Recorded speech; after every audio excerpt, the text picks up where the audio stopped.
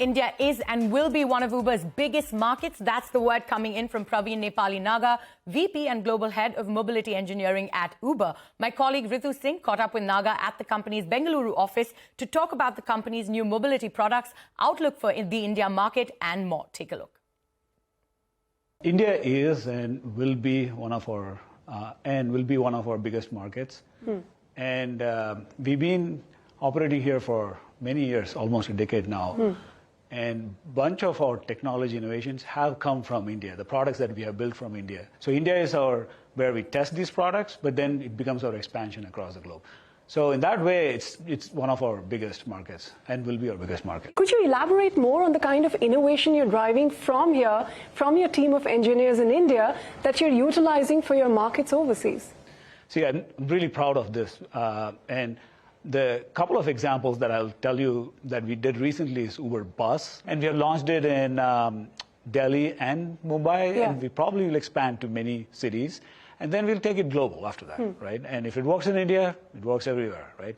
And the second is Intercity, which I'm really, really proud of. And the third thing is, airports is one of our highest demand areas for Uber, both to and coming back from airports. The tech innovations we are doing is we want to do a reserve. Like we don't want to be in a situation where you push that button and then, oh, I didn't get the Uber, so what do I do at this point? So you can make a reservation. That's an interesting tech.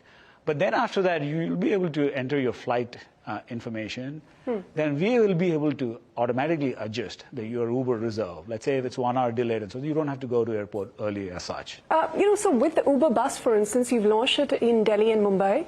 What are the next few cities? How soon are you going to be launching there? And of course, Intercity we've seen with Uber for a while, but these airport services, how many cities in India will they be present in?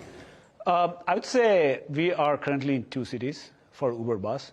And we are currently in the planning process for next year, for 24.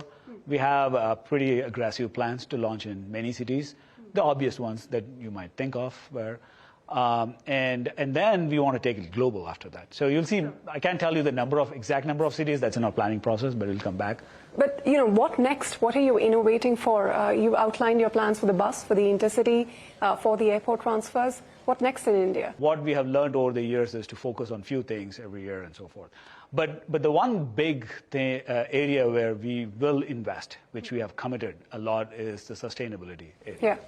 As we all know, the climates and how it's changing, how the fossil fuels are contributing to it. So Uber has a commitment to enable sustainable EV fleet across the world. And one of the commitment that we have made is 100% of cars will be EV in London by 25.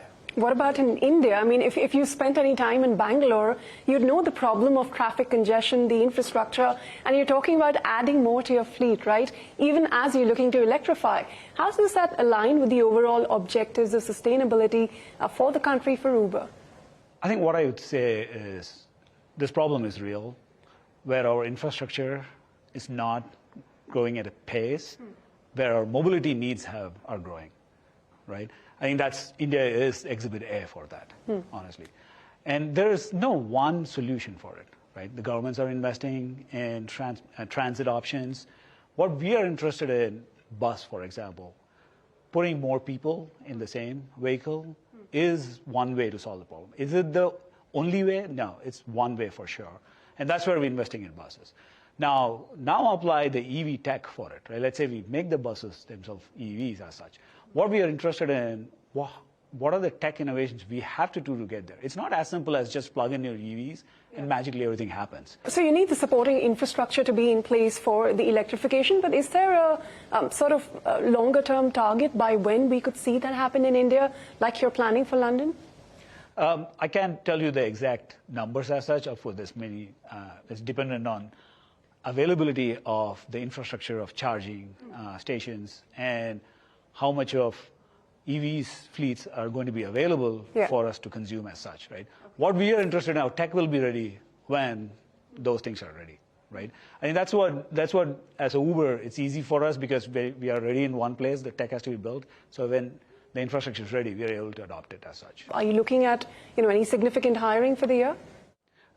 Before that, I'll just plug in that bulk of the products that I talked to you about all those are being built by our tech folks in India. Now, over the years, we invested a lot. It took a while for us to get to 1,500. And as I said, we're not doing some back office work or something. We're doing core products for Uber, not just for India, but also expanding them globally as such.